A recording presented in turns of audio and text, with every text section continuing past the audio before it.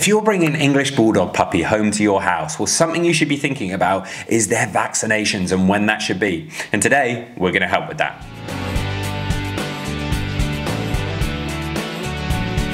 Welcome back to the Fenrir English Bulldog Show. My name's Joe and I'm a certified canine leader here at FenrirCanineLeaders.com. We are dedicated to helping you learn everything you could possibly want to know about the English Bulldog and then how to become a high-level canine leader so you can raise your very own. So if you're new here, don't forget to subscribe, turn on that notification bell so you never miss a future upload. When you get your English Bulldog puppy home, something you should really think about is when they need to go in for their vaccinations, as you don't want to forget to do that. So when should that be and what vaccinations should they be having? Well, today we're going to be tuning into a webinar that the canine behaviorist and founder of FenrirCanineLeaders.com, Will, has recorded all about when your dog should be going in for its vaccinations. So then let's dive into today's webinar and we'll begin with the first set of jabs that your new puppy most likely will already have when you bring them home.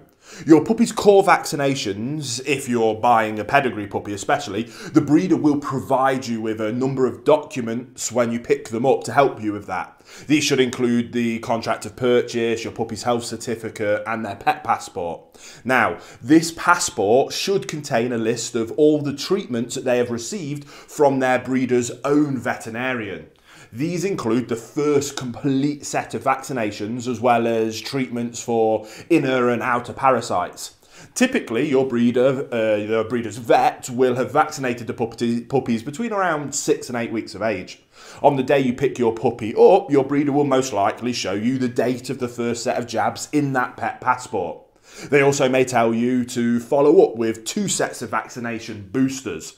These boosters should be spaced apart 21 to 28 days from one another. Ideally, the recommended dates for the next jabs will already be marked in that passport for you. All you have to do is then contact your own vet and to make 2 appointments based on that, one for each set of those vaccination boosters.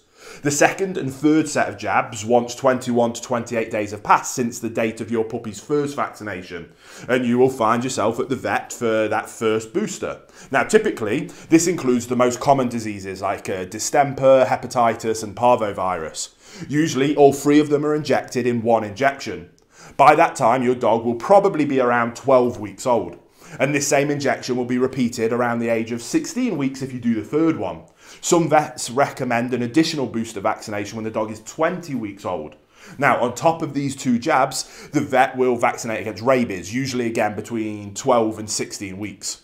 Other optional vaccinations include things like for lepto, bordetella and Lyme disease. Again, ask your veterinarian which of these optional jabs that they recommend, as their necessity may depend on the region you live in and your lifestyle. So, I know that might be confusing, but let's look at a really simple, approximate schedule for your puppy's trips to the vet clinic. So, that vet visit number 1 will be with your puppy around 12 weeks of old. They'll get their first set of vaccination boosters. There'll be a vet visit number 2 around 16 weeks old. Now, with that one, the second set of boosters are applied. If recommended by your vet, you can then go for number 3 at 20 weeks old. So you might be wondering how much it'll cost you. Now, whilst it is true that vet bills can reach astronomical heights, you don't have to become the victim of unexpected healthcare costs for your puppy. And even if your puppy develops a health condition that requires veterinary care on top of that regular vaccination schedule, you can safeguard against that financial risk. Simply invest in a good, solid and reputable pet insurance.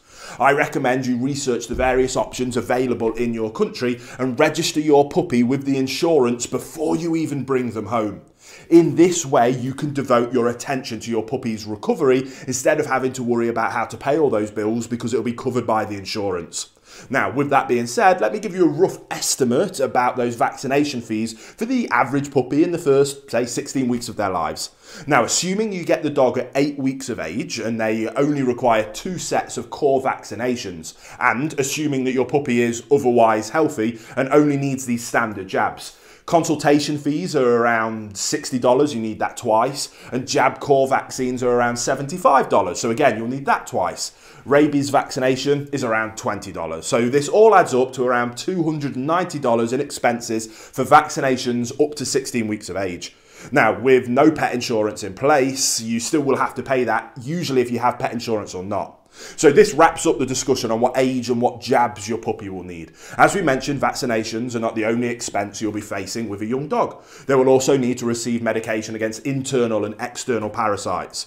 What we said in this video is designed to give you just a simple overview and try and make it simple, because I know especially for first-time owners, it can be quite difficult. As always, we recommend that you speak to your local veterinarian around which jabs and other treatments are advisable for your puppy in your area. So I hope you enjoyed that webinar and got some information and education and some value from it. That's why we do these. I hope you enjoyed it, and I can't wait to speak to you on the next one. There you have it, guys. Some really useful information from Will there, all about when your English Bulldog should be going in for its vaccinations. I really hope you enjoyed today's video. If so, get involved in the comments down below, as we would love to hear from you. Don't forget to subscribe and turn on that notification bell, as we have 2 dedicated videos coming out every single week. So I can't wait to see you in the next episode of the Fenrir English Bulldog Show.